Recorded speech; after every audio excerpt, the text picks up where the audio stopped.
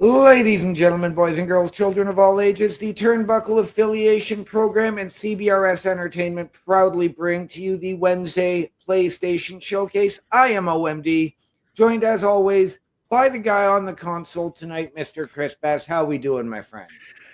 I am a little bit stressed out after today. Just a lot of things that did not go my way today. For instance, I have to go for daily nursing appointments for medical reasons that I do not wish to disclose to the public. OMD, but you know what I'm talking about. Yep. After which, so when I do these appointments, I usually go down and I'm like, okay, I'm gonna make like a list of other things maybe I'll go and do and check out or something. And I decided I wanted to go and see if I can get my phone repaired because the power button on it fell off. But the repair costs, with how much it costs to repair it, I might as well have gotten a new phone. Right. I was quoted $130 just to repair a power button, which I've seen online for the part. It's only $4. Right. So then I'm like, okay, well, I'm not going to do that. I'm just going to suck it up and maybe order the part myself and maybe do the self-repair or find somebody who knows how to do it themselves for a cheaper cost. It's either that or I'm going to wait till maybe January and get the Pixel 9, which I found out I qualify for that phone. So, right. And then on top of that, I'm like, okay, you know what? I need to do a little bit of treating myself. And I have a couple of prizes that I won from Circle K. Right. Because they're doing a 31 an advent calendar where you every day you do like a scratch and win on your phone and you win that corresponding prize. So today I thought I won a free pack of candy until I got into the store and I looked. No, I won a coupon for $2 of candy. But on the other hand, I had a prize from the day before for a free hot beverage. So I'm like, you know what? I'm going to treat myself to a French vanilla. I haven't had French vanilla in over a year, and it's one of my favorite hot drinks. Right. So I went ahead and got me that, and the thing wouldn't scan, and you could tell that the guy at the cash was getting annoyed because they have to scan the prize on your phone in order for it to register. The guy was getting annoyed that it wasn't scanning, and he's like, you know what? I know you've got the prize. I see it there. Take it. Yep. I'm like, okay. So I got a free French vanilla out of it. But then I get home, my knees and everything. I'm just dog tired, right? And you know how big my building is. Yep. And it's efficient to take my elevator. Well, yep. The elevator's busted. So now I had to go up 5 flights of stairs just to get home.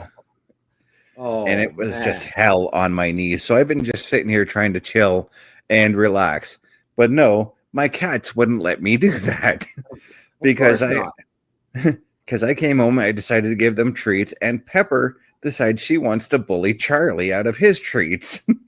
Right. So I'm like, nope. I shoved her away because she scarfed all hers down before Charlie even finished his, you know. Right. So I'm like, nope, shoved her out of the way. She kept wanting to go back, shoved her out of the way, and she's like, she kept wanting to come back. Nope, gave her a little pat on the bum, and that was it. She knew Dad was pissed. Yep. And now she's over here, you know, kind of begging for forgiveness, as it were. Yep. But yeah, today's game, as you can see, for anybody who knows the game, we are looking at the Buster Sword, which is the very first sword you start off with in this game. And I'm talking about Final Fantasy VII. Perfect. We're going to start off with... Yep, sorry? I was going to say, this is a game I don't know anything about, other than that it's part of a huge series. 16 games in the main line of the series. Right. There's really like 30 games altogether.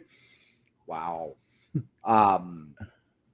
And again, I mean, we all know it's just not my taste. Yeah. So I'm not going to knock the game. So I'm anxious to actually see it. I know I watched. Oh God, we got to go back to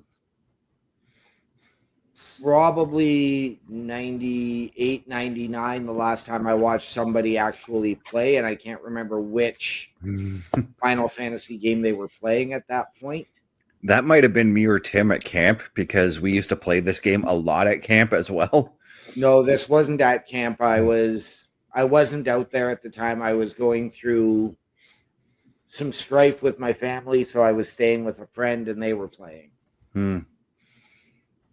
But yeah, we've got Bulkster coming in saying hi guys. How's it going, Bulkster? Glad to have you here. We're playing the classic Final Fantasy VII. There is a remake. I'm gonna tell you how many games there are in the Final Fantasy VII lore itself, because there is Final Fantasy VII itself. Then there was a sequel movie called Advent Children. Okay, yes, I remember that. Then there's Final Fantasy VII Dirge of Cerberus, which came out on the PS2, I believe. Then there's 2 mobile titles. I can't remember the names of those ones. Wow. Then there's a game that we actually showcased on the PlayStation Showcase before Final Fantasy VII before Crisis Core. Okay. And then there's Final Fantasy VII Before Crisis. So there's 7 games in this series alone, like in this game's world. Each Final Fantasy has its own world.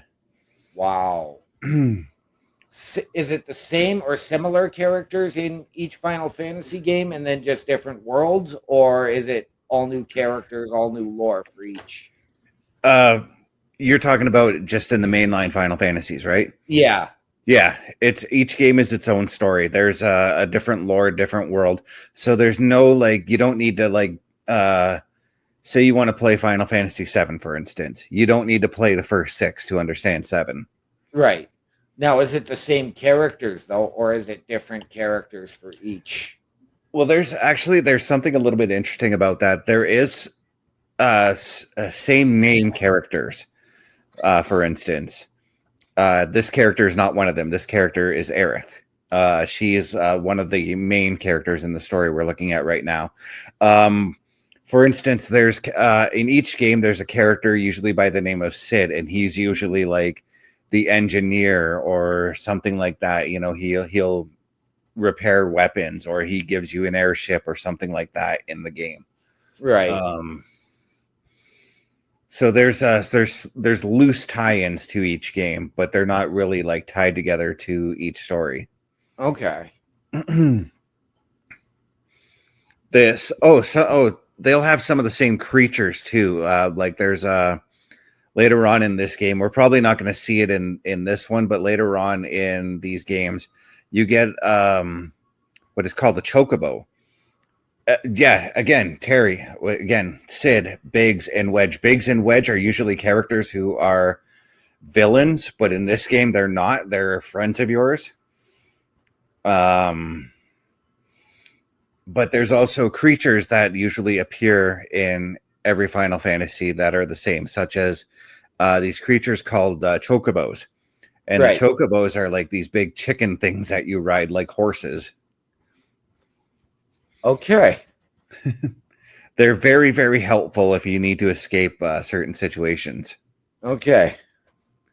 So, again, we're looking at some very cheap and cheesy graphics here, but this is what 1997 gave us. Right. So, this guy here... Go ahead. I did hear great things about the remake, but I also understand that the remake is broken up into 3 different parts. Yeah, and that sort of represents what this game is, because when this game came out, it was 3 discs for one game. Right.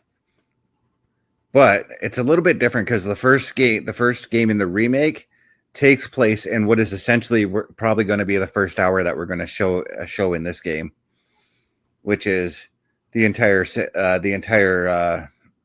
town of city of Midgard. This is the name of the city that you start off in, and we're looking at our first battle. We don't know who this character's name is yet, but I do. His name is Cloud. He's your main character. He is a former soldier for this evil corporation called Shinra. And right now, what we're trying to do is we're shutting down these reactors because these reactors are destroying the planet. Right. And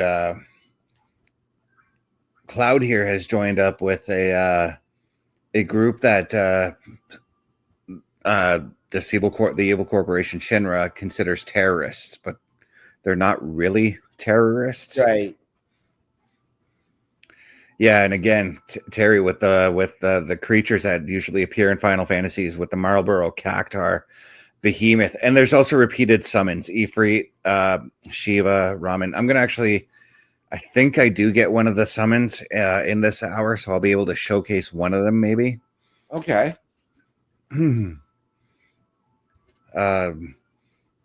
So right now we're finding out that Soldier is usually the enemy. They are hired mercenaries, as it were. They're mercenaries for the Shinra Corporation. Right. And they're infused with this stuff called Mako. And Mako is basically the lifeblood of the Earth. So that's why we're destroying these reactors. These reactors are they're called Mako reactors, and they drain Mako from the planet. And as I said, Mako is what's needed to keep the Earth going. Okay. So right now it's giving me the option that I can change my name. Sometimes I do, but this time around I'm not. I kind of like keeping the original names of the players these days. Right. Or of the characters, I should say.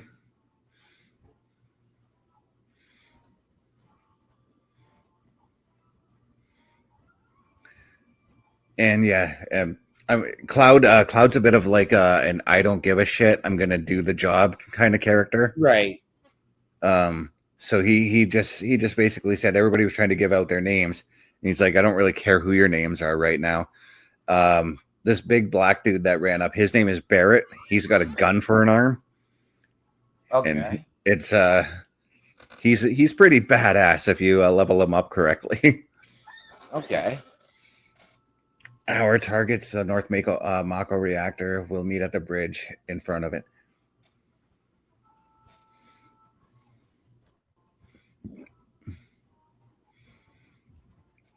Yeah, so there's a little bit of distrust between Barrett and Cloud, but they do essentially become like best friends throughout the game. Right. Because at this moment right now, Cloud's just in it for the money. Right. He's just trying to make ends meet, as it were. Right. And I've got it muted because all that plays here is music from the game, and I don't want to get copyright stricken by Square. Right.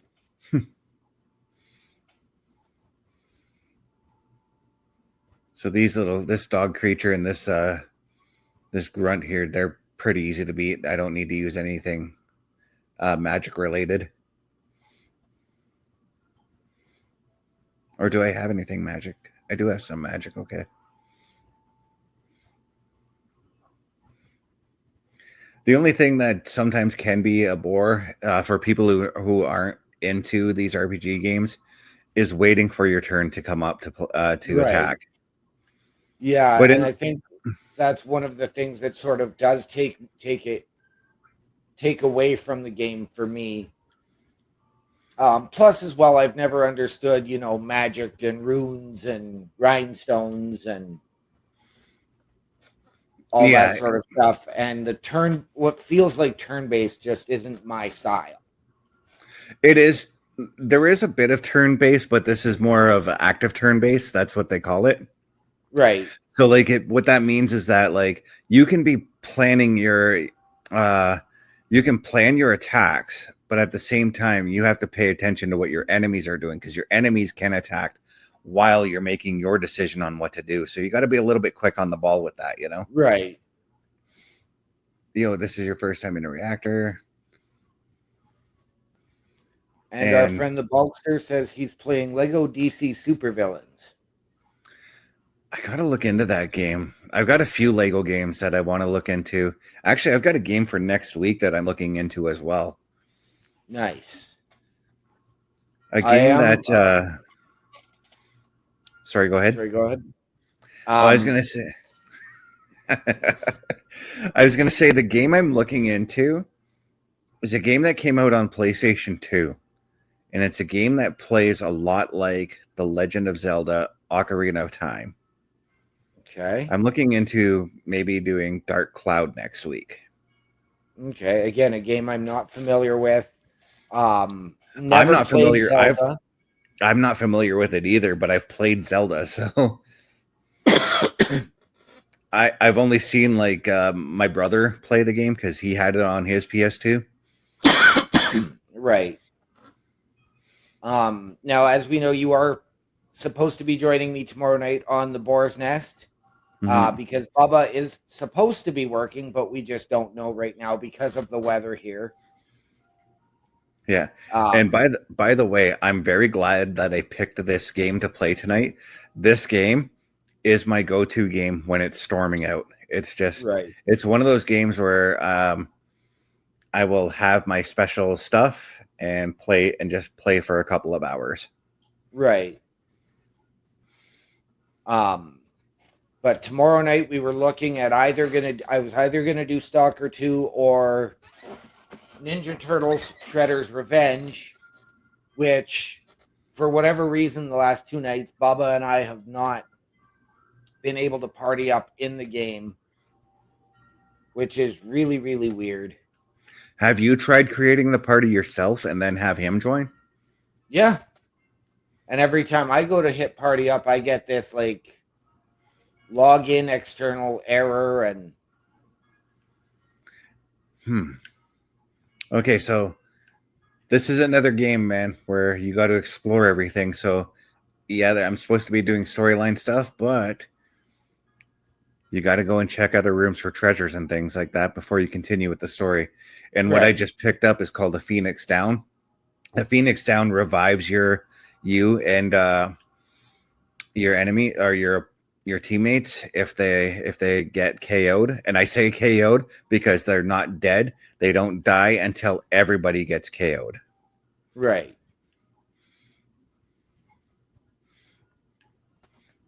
So we are gonna probably do Ninja Turtles Shredder's Revenge tomorrow.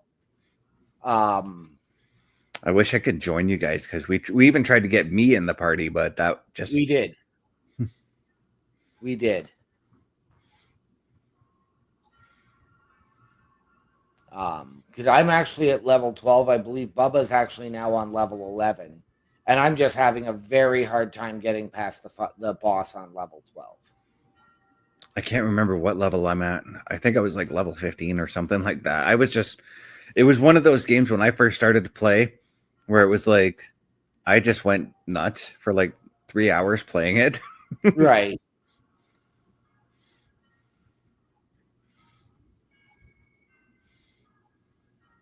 So right now, Barrett is explaining like exactly what I had explained about what Mako does at the planet, what these reactors are doing to the planet, I should say.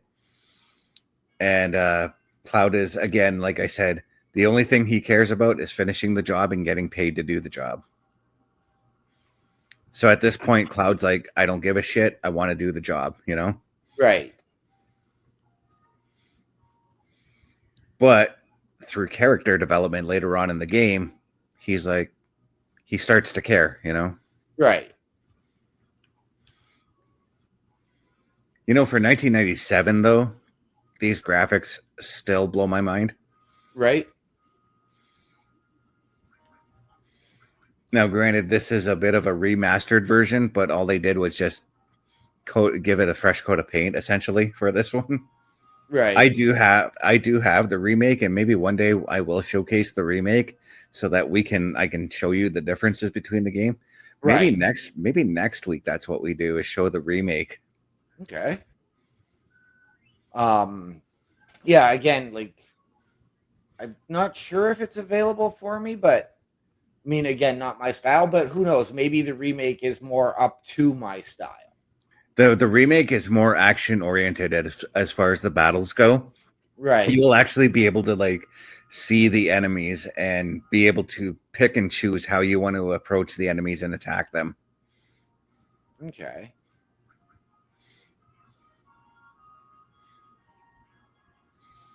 But again, I'm doing this because this month is the 30 years of PlayStation. And I Right. thought, what better way to showcase the top selling game for the PlayStation 1, which was Final Fantasy VII. Right.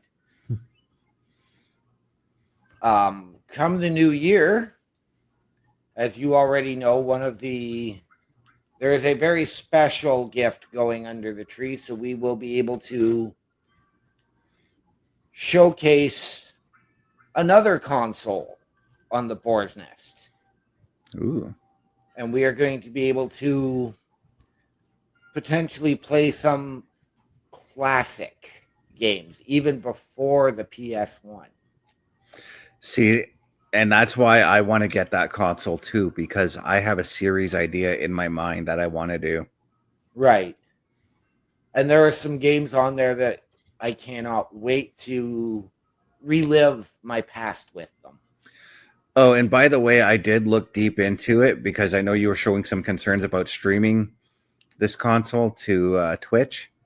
You're totally in the clear. You can do it. Really? Yeah.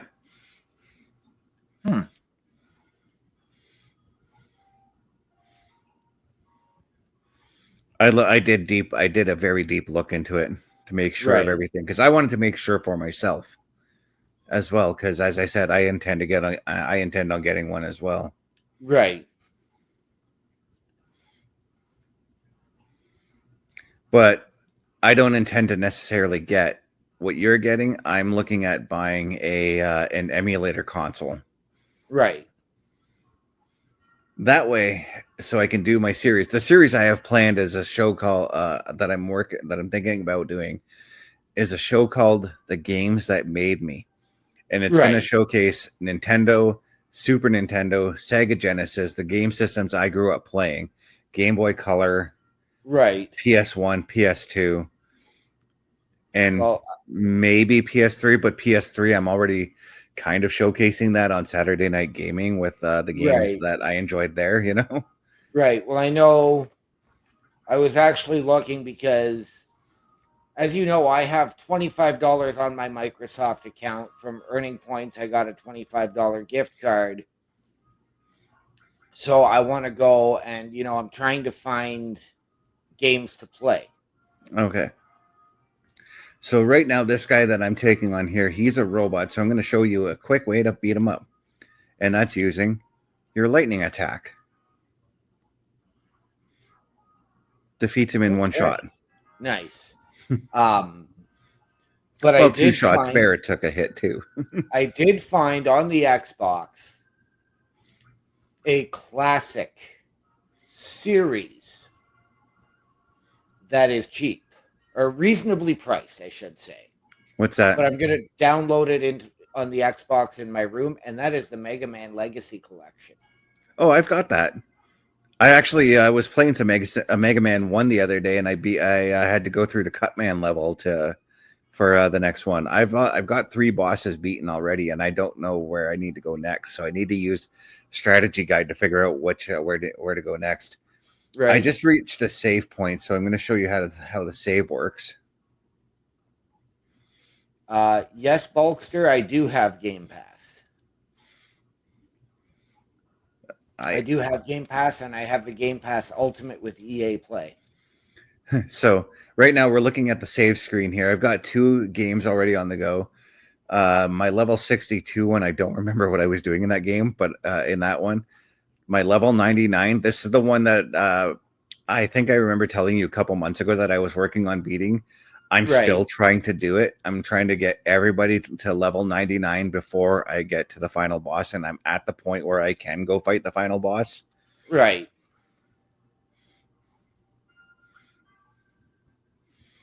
So we're going to save right here so that I have something else to back up to if I want to go into real classic thing, if I want to go back and play again.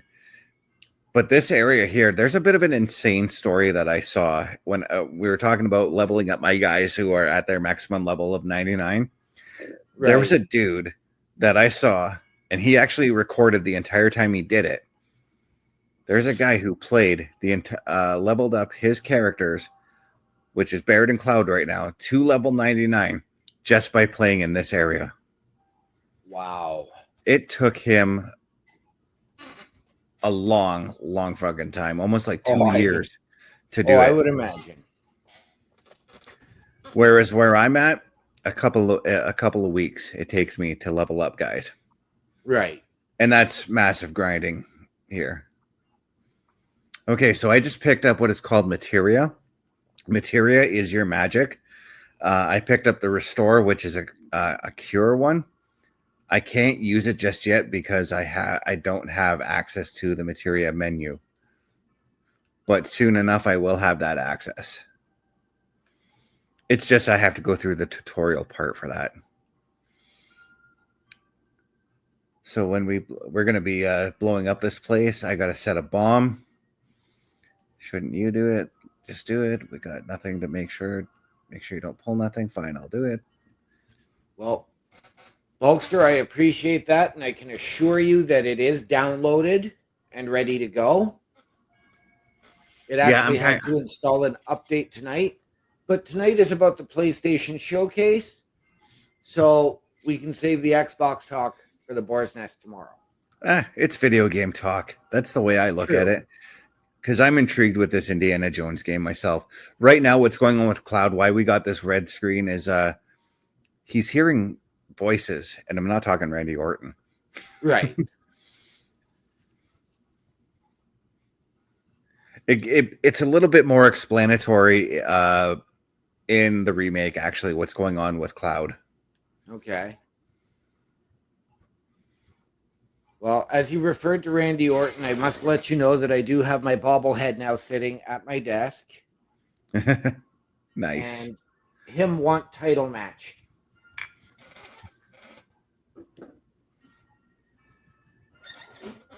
Believe it or not, I found that a couple of years ago at Value Village for $5. Dude, I used to find some real hidden wrestling gems at Value Village. Value Village used to be my go-to for collecting some really rare like VHS tapes of wrestling. Right? No, I found that, and I found a Dwayne, and I gave the Dwayne to one of my dear friends because she just loves him. Yeah. She even offered to let me use her Twitter for something, and I'm like, you really want me to go on there and run Dwayne down on your Twitter? Okay, so right now we have our first boss fight. I see that. I am intrigued. So what we have to do is, you see the tail behind him? Yep. We have to watch for that, for that to perk up. If it perks up, we are not to attack because he will unleash a powerful attack on us. Okay, so Cloud has now also got his limit break, which is called Braver. There's actually 8 limit breaks throughout the game that you get, but this is the starter one, and I'll show you it here in just a moment.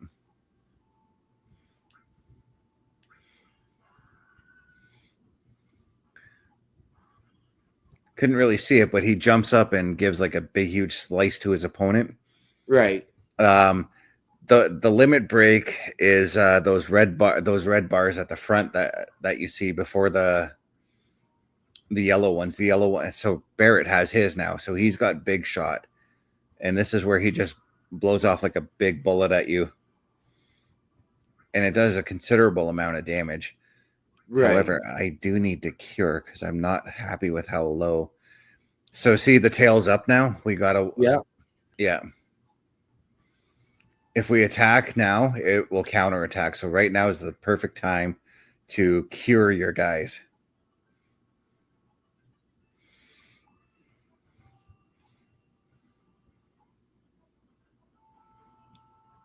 And defend because he's going to. I could show you what he does do or attack him with magic. Okay, his tail has gone down. So now we can go back and attack him.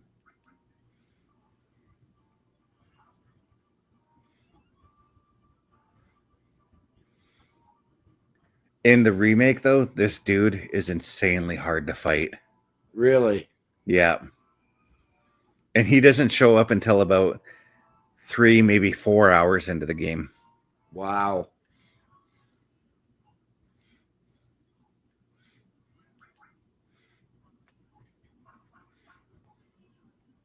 Now, and I do have to ask, if I was to play this game, if it's available on the Xbox, and I'm talking the remake, do we know if it is actually multiplayer or if it's still single player? Single player. Oh, I beat him. I didn't think I was going to beat him that fast. But that's the first boss fight in this game. Okay.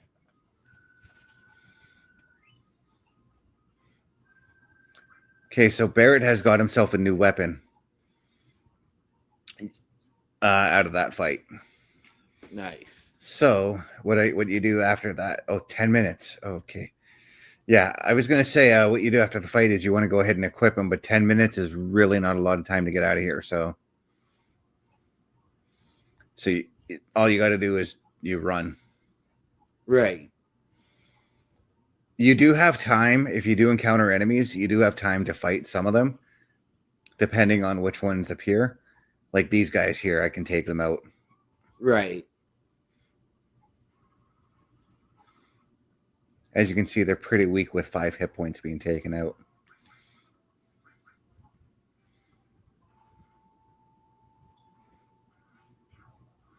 Yeah, see, 1 hit and he was dead. Yeah.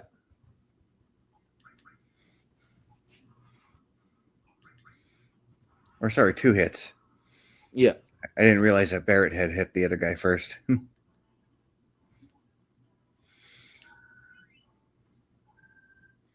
I'm leveling up quite quickly, but eventually it does slow down. Right.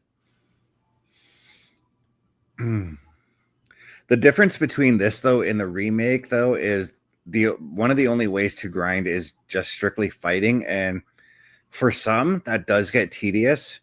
Right. But in the remake, if you want to grind and level up your dudes, side quests are the way to go. Okay. Because side quests will definitely help you get your Right. experience points up, better weapons, more money, everything like that. And there are side quests in this game. You kind of have to find them for yourself, though. They're not just like marked on a map for you to go to, you know? Right.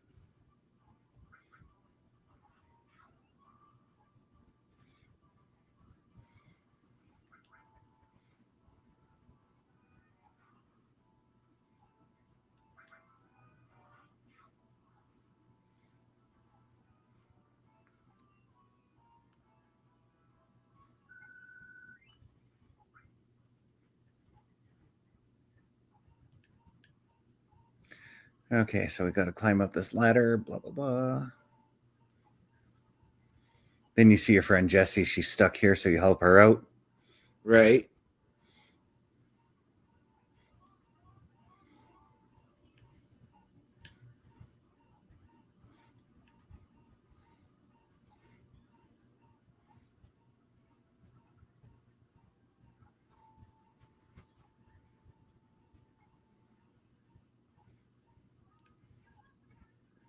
Okay, so now we're going to run up here. Sometimes it's a little hard to see where you are because of the camera position. Right. But if you just see a little blonde guy running, that's you. Right. So in the remake, it's not like this, though. The remake, it's more like you actually get the view behind Cloud. Right. I was going to say, like, I know we get so used to modern technology, I guess, with this, and you can control the camera and the panning view. And do you have that in this game, or is it just, when you have to sort of watch what you're...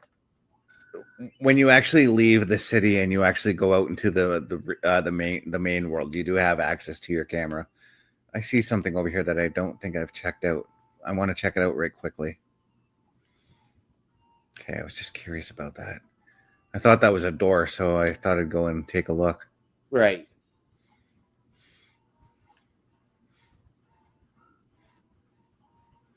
I've never even bothered to see what happens if you stick around for the 10 minutes to see, out of curiosity.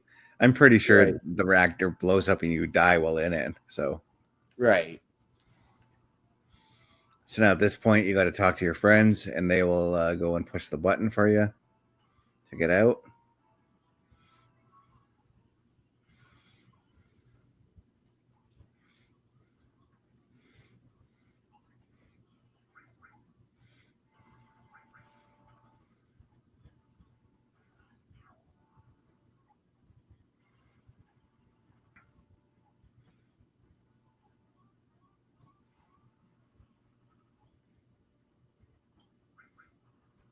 I was thinking too, one of these days we should do like a month where it's just Final Fantasy, and I can show you some of my favorite Final Fantasy games because I've got almost every single one of them. Right. Even if you want to show some of your favorite Final Fantasy moments and spots in the games. Mm-hmm.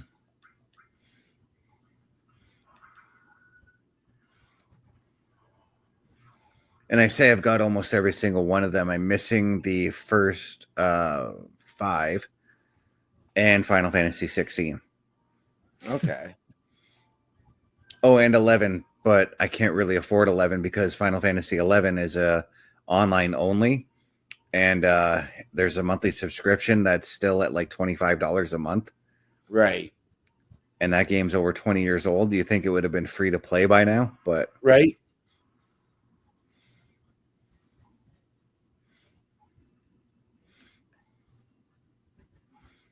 And boom goes the dynamite. Yep.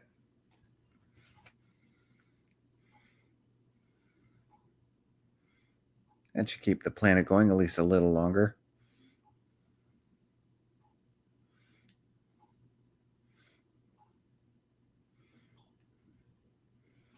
Okay, so now we're just trying to blow a hole so that we can escape.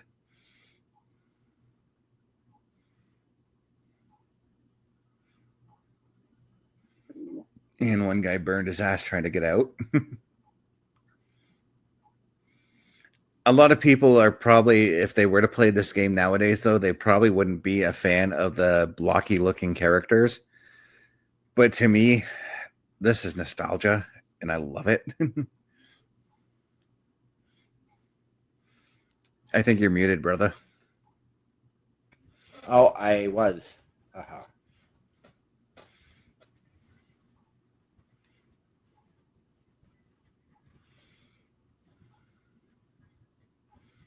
Okay, so now I'm sort of free to do what I please.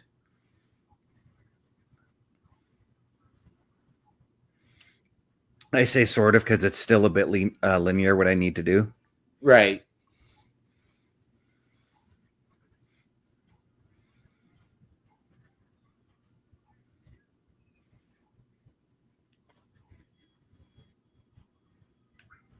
So this is I don't know her name again yet in the game, but this is Aerith.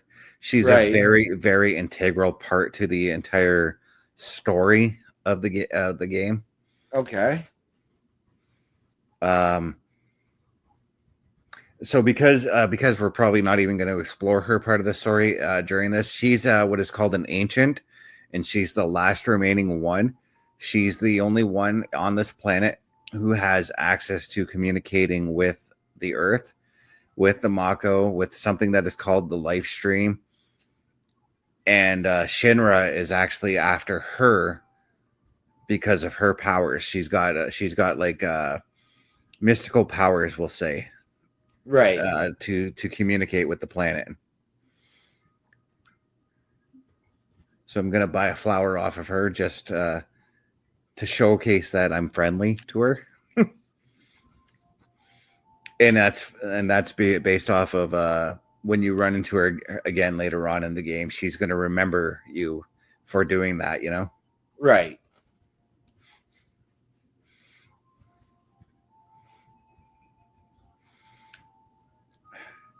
That's the other thing about these older games too, is sometimes you can't see if you're running into something, and I just picked up a potion there. It's funny though, as I'm playing this game, I'm using the left joystick. When this game came out, you had to use the D-pad to move around. Right.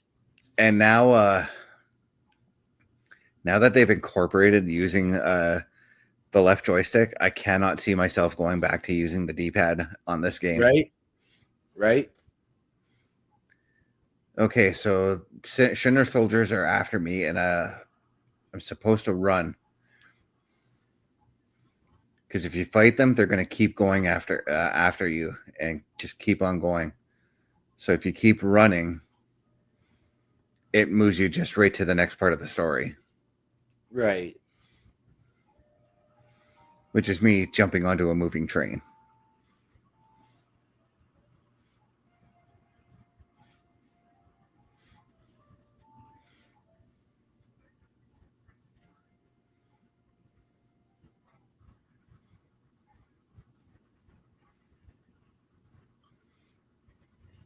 Now, in the remake, too, we don't see dialogue boxes like this one.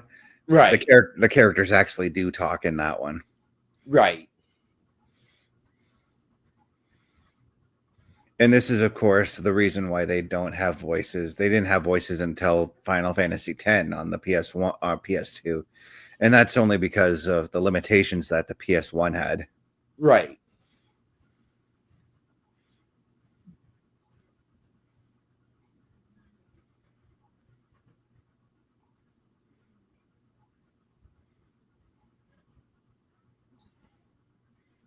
See, do you think?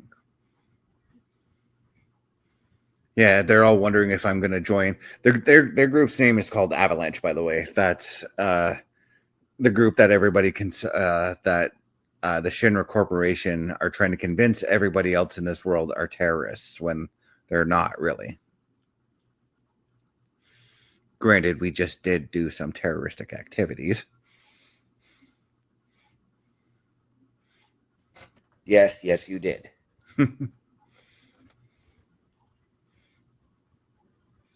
In the game, ladies and gentlemen, not in real life. Yeah.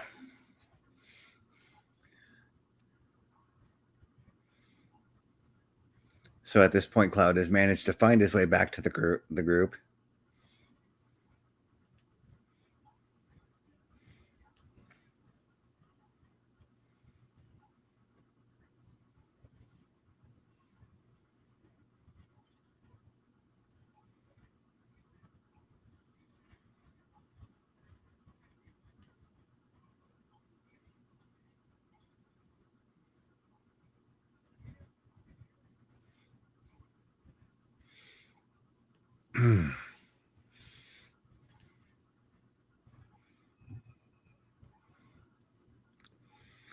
So basically, Barrett just said because you spooked the shit out of him and everybody thought you were dead, your pay just got cut, essentially. Oh, Jesus.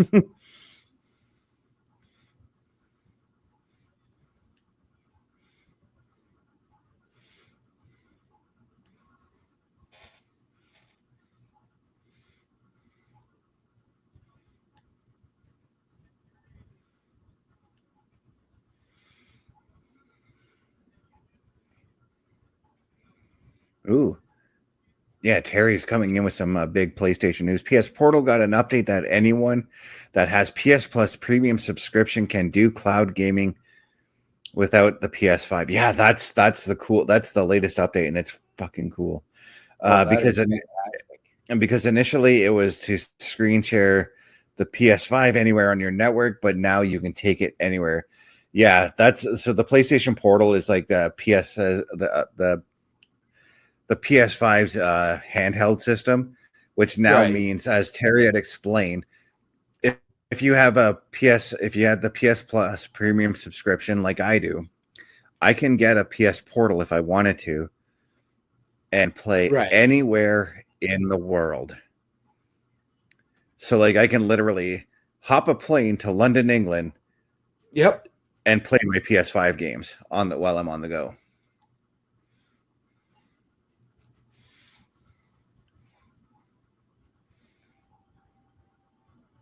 But I still want to get myself the PS5, which I saw that they took a price drop recently. So they did. They've taken the it was the Black Friday, Cyber Monday price drop.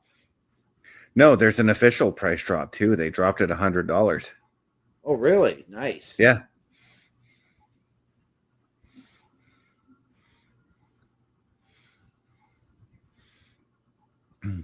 I know it's funny because now Xbox, like you have the Series X and XS, and so I have the Series S, which is digital.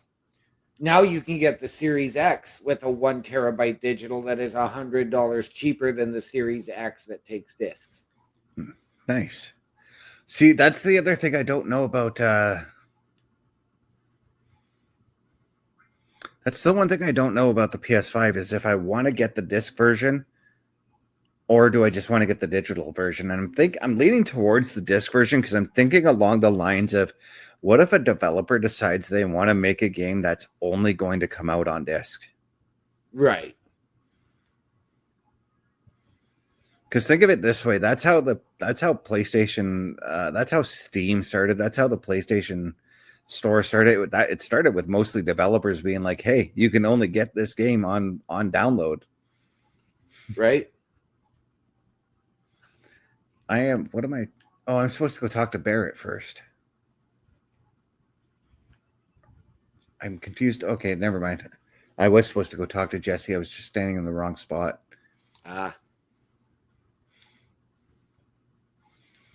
Yes, Xbox does offer cloud gaming as well. Mm-hmm. And I've sort of debated on if I want to try and get one of those controller things for my phone to try and do it. Oh, yeah, so you can take your Xbox games on the go if you wanted to? Yeah. So what Jesse is going to be explaining here is the train system and how we have these ID cards that will track people who are not supposed to be riding the train because we're not supposed to be on this train. Okay. The train is typically meant for people who legally can work in Midgar. But we have these, fake IDs, as it were, and they have these ID scans that that you ride through every 3 minutes. I think she'll say. Okay. And you have to avoid these ID scanners when you're on the train. It's a little bit more in depth than most PS1 games have been known to be.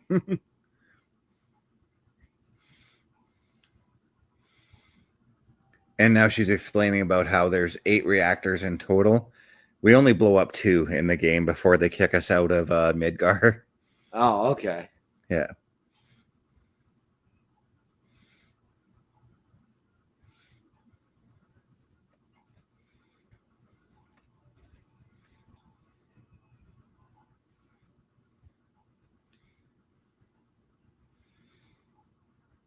Yeah, she's explaining the route of the train and how it goes around the main pillar. Because what the city is the city is actually sitting on a giant plate. Right. And where we're headed towards the slums, which is a collection of towns and villages that are underneath the plate that don't get any sun, anything like that. Okay. Basically, think of Jamestown in our city. Right. And that's how shitty life is like for these characters. Wow.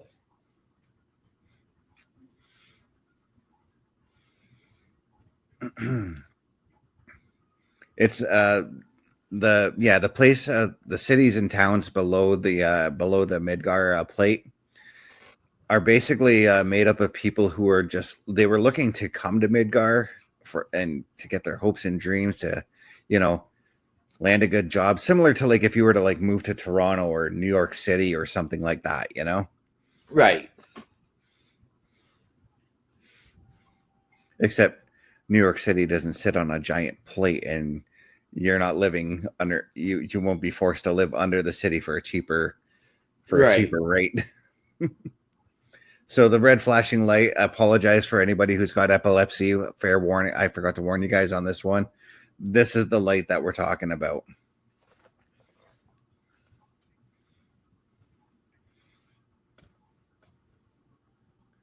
We've managed to successfully get through that checkpoint, but I think there's a point. I don't know if it's on this ride on the train or if it's the next time, because there's another time that you have to use the train. where they find out that you're using fake IDs and they try to chase you down. Right.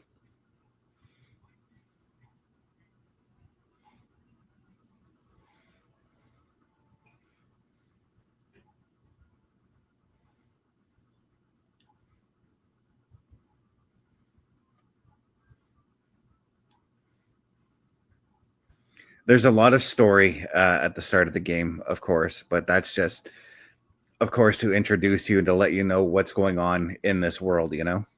Right. And I figured by doing this, starting off the game would probably be the better bet instead of jumping in where I'm at with level 99. Right. Because you would be totally lost on what's going on. Yeah. Because there's a lot of swerves and a lot of things that take you off the beaten path as far as the story goes in this game, but it all ties together nicely, you know. So it's all part of long-term storytelling, just like we're getting with WWE. Exactly. Everything ties together to form one big story in this game.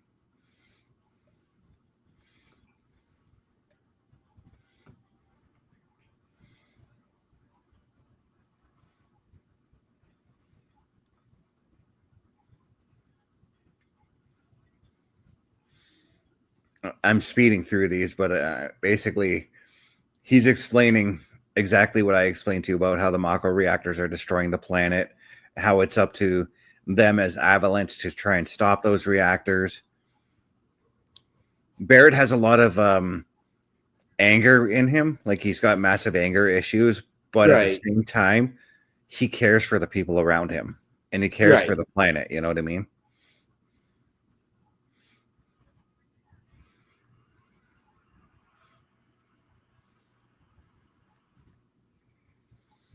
That's why, fair warning for next week when we do the Final Fantasy VII remake. When Barrett talks, it feels like every 5 or 6 words he's dropping an F-bomb or throwing an S-bomb. You know? Nice. All right.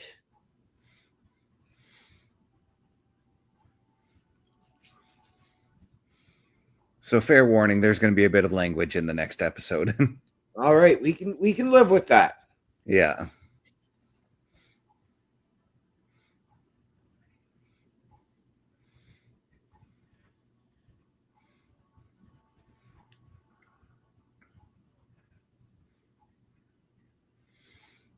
So we're doing a breakdown of the mission here. And he wants us all to meet at the hideout.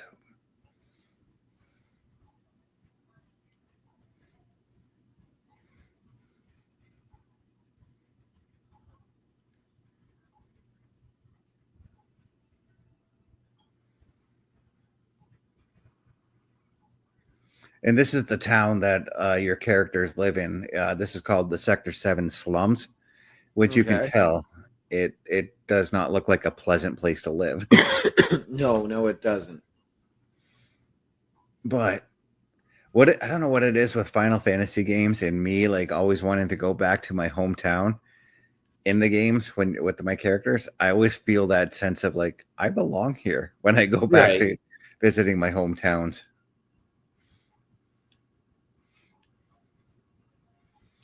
So this place that we're at is called the Seventh Heaven. It's a bar. This little girl that just called Cloud Papa is not actually his daughter. Right. Her name is Marlene. She's a bit of a strange character too. Oh, so kind of like us. Yeah. And this woman here, this is Tifa. That walked up to talk to Cloud. She is Cloud's she's been like Cloud's best friend since they were children.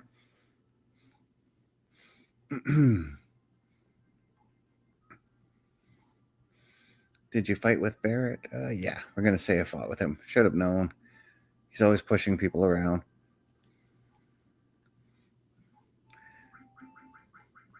Yeah, Tifa. Just call her that. Because again, I like keeping the characters' original names these days when it comes to playing these games. Right. Sometimes what I would do if I wanted to change the characters' names is I would just name them like my closest friends. So Right. there's a chance, OMD, that if I play a Final Fantasy, your name is probably going to appear in it. I can live with that.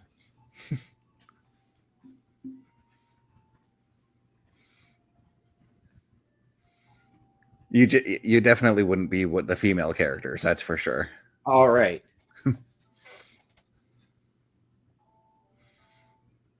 Yeah, give it to Tifa because that gives her a fond memory for her to remember.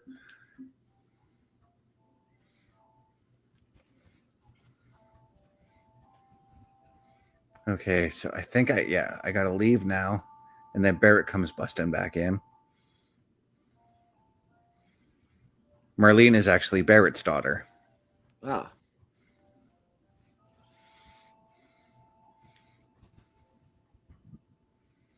And she's his daughter by adoption. There's a whole other story that happens later on. It's a little deep to go into at this point because we are approaching Right. that 1 hour mark. I'm We going to are. finish up this part of the story, and then we'll call it a day on this episode because there's more to it here. So Barrett wants to start a meeting, but Tifa wants to talk to me first. So how about something to drink? Give me something hard. Just a minute, I'll Good. make one for you. Yeah. In the game, she makes him a martini, basically. Ah. In the remake, I mean. And Tifa's she's talking about how she's relieved that she made it safely. And Cloud's like, why are you caring all of a sudden? Because Tifa's she's a tough woman as well. Right. But she's got a heart of gold, especially when it comes to Cloud. Oh, okay. Basically, she's Tifa has a massive crush on Cloud. Ah. And Okay. Cloud is just impervious to it.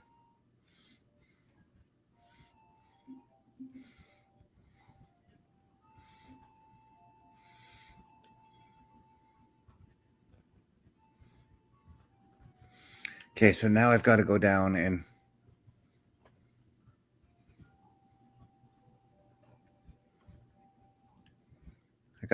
talk to Barrett about getting the pay. I'm gonna play actually right until the launch of the next mission, which is not too far off. So, Okay. Yeah, sounds good. yo, Cloud, there's something. Was there anyone from Soldier fighting us today? And no, there was not. You sound pretty sure. If there was anyone from Soldier, you wouldn't be standing here now. Basically, he's saying the people from Soldier are insanely tough, which they are. Right. Don't think you're bad just because you was in Soldier.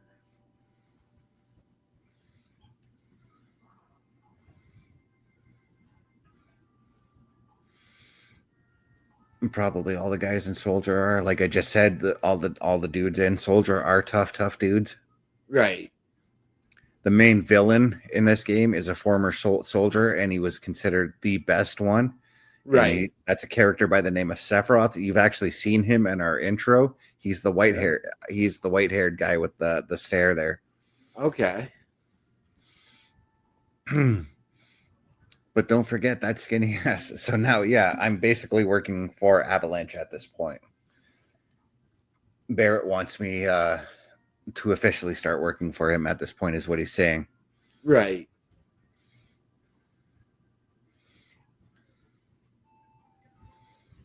And of course, I'm standing up to Barrett because, again, I don't give a shit. I'll work for Right. Avalanche, but I'm doing it for the money, not for the planet at this point. Right.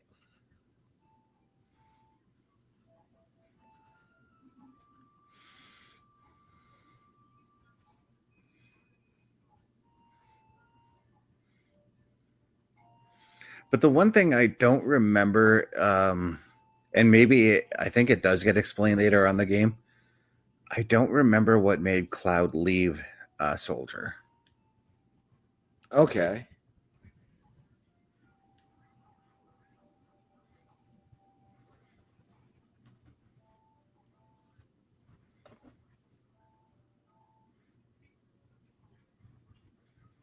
Okay, so there's my step, and now Tifa's going to go into a story about our past. Okay, so I didn't quite join Avalanche yet. Tifa's now begging me to do it. Right.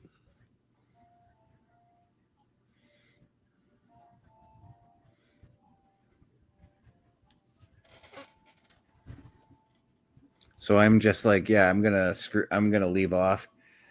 You're just gonna walk right out, ignoring your childhood friend. How can you say that? Is what I'm gonna say. And I forgot about a promise that I made to her back when we were kids. Right. And we're gonna go into a flashback to when we were kids.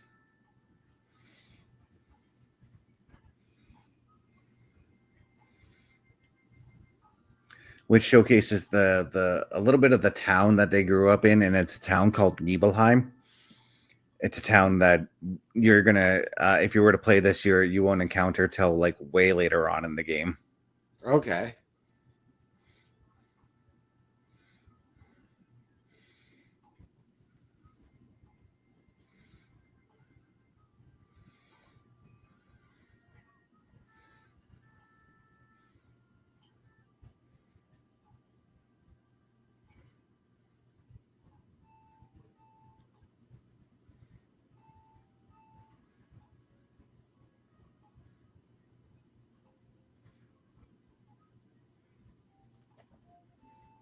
It's funny how fast, like I've played this game countless times over the last near 30 years that this game has been out.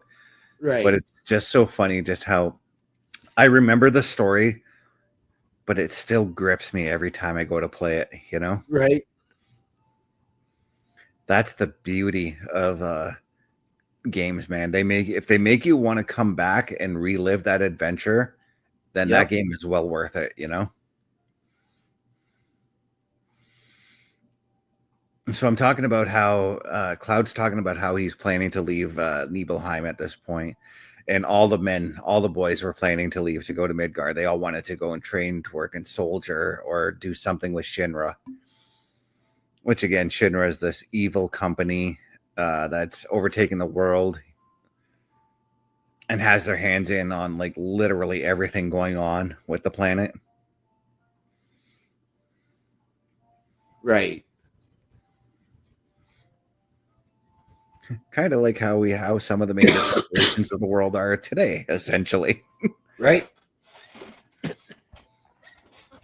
But I'm different from them.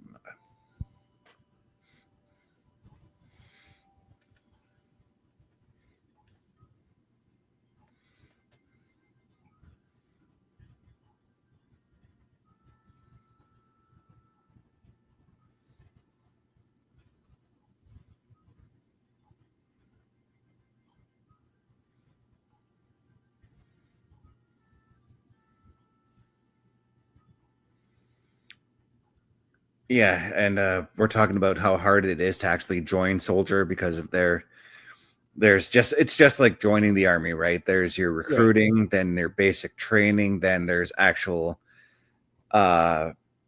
your soldier training, Right. and I'm talking in the Canadian military. Then there's your specialty training that you want to go into for whichever field you want to go in as far as the military goes. Actually, in the army, training never stops. Let's just put it that way. Right. Probably won't. Believe it or not, that's as in any job. Yeah. Dude, I'll never forget when I was working at Walmart, right? I had just completed my cashier training. And then a week later, they're like, "We want you to go back and do more cashier training." I'm like, "But I just did it." And they're like, we know, but it's corporate and it's random selection, and your name was on the list. I'm like, okay. At least I got to go sit down for 2 hours and stare at a screen. Right. And didn't have to stand. At least the way I looked at it was like I got a 2-hour break. 3 hours if you want to count my lunch, because I it was on an 8-hour shift, and on 8-hour shifts at Walmart, you get a 1-hour lunch. Nice.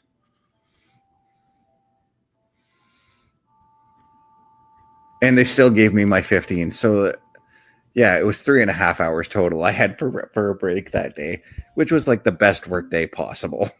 Right. Because you still get paid for your 15s. You don't get paid for the 1-hour lunch, though. Right. So now she's asking if I make it, am I going to be in the newspaper, blah, blah, blah. And now here comes the promise. She's like, hey, let's make a promise. If you get really famous and she's ever in trouble, Cloud will come and rescue her.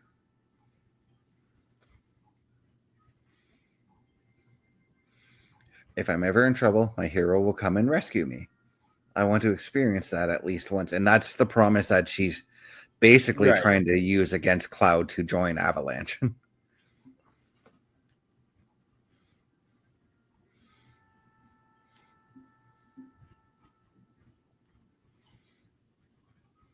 So there's he promised to do it. Cloud's forgotten the promise.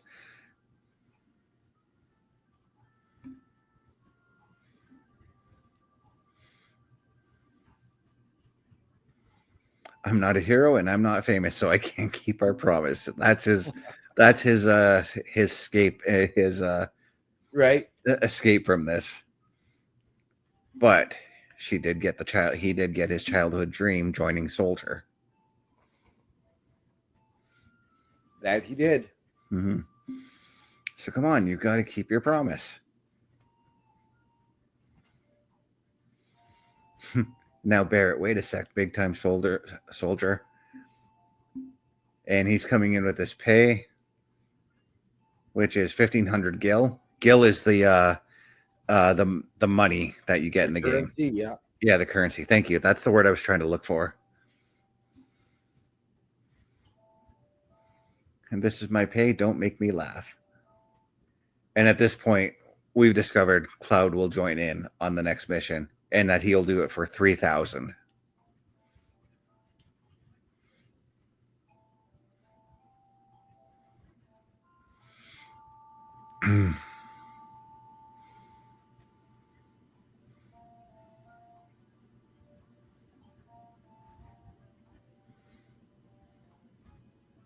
And that is the start of the next mission. All right. So with that being said, Mr. Best, why don't you show the people where they can watch us? Yeah, just give me 2 seconds here. There it is. Take a look at what we've got right here for the Turnbuckle Affiliation Program. Turnbuckle Studios and the Turnbuckle Affiliation Program bring you the week of streams. All times are in Eastern Time. Monday nights you get the Locker Room Breakdown at 7 p.m., followed by the Raw Patrol at 8 p.m. Tuesday brings you the flagship show, Turnbuckle Talk, at 8:05 p.m. Wednesday we play games with the PlayStation Showcase at 8 p.m. Thursday we get a variety stream with the Boar's Nest at 8 p.m. Friday we game again with Unleashed, the Jessica Wilde story at 7 p.m. Following the game, join us for the SmackDown Security Detail at 8 p.m. The weekend brings you Saturday Night Gaming at 8 p.m. On Sunday be sure to catch the Chris Parrish podcast at 12:15 p.m. Be part of the shows and join the chat every day. Yeah, that's all the fantastic programming we've got going on at the Turnbuckle Affiliation Program. With an additional programming note for the second week in a row, we are going to be doing a PLE patrol for NXT Deadline. I've already begun work on the intro. Speaking of which, OMD, I need to ask you something about that intro off stream. But what do you say we give out them old socials once OMD gets his stuff? Are you back with us? I think I'm clear. I'm cleared. All right, I think I'm clear. I think I'm clear. I think I'm clear. All right, OMD, where can the people find you? People, you can find me at my Linktree, linktr.ee /OMDshow. Visually, you can catch me right back here tomorrow night on the Boar's Nest, potentially with Bubba Duke, and if not with Bubba Duke, with Mr. Best, or potentially with both of them. How about you, Mr. Best? All right, you can definitely look for me at my Linktree, linktr.ee /Chris_best83. Potentially tomorrow I will be on the Boar's Nest, but you can definitely look for me Friday nights as we do the SmackDown Security Detail, where we're going to be taking a look at SmackDown's fallout from War Games. And on that note, OMD, what are those famous words that one Carl Careful likes to go out on? In those immortalized words, ladies and gentlemen, the world is a scary place. Take care of each other. From all of us here at the Turnbuckle Affiliation Program and CBRS Entertainment, good night, good luck. We out.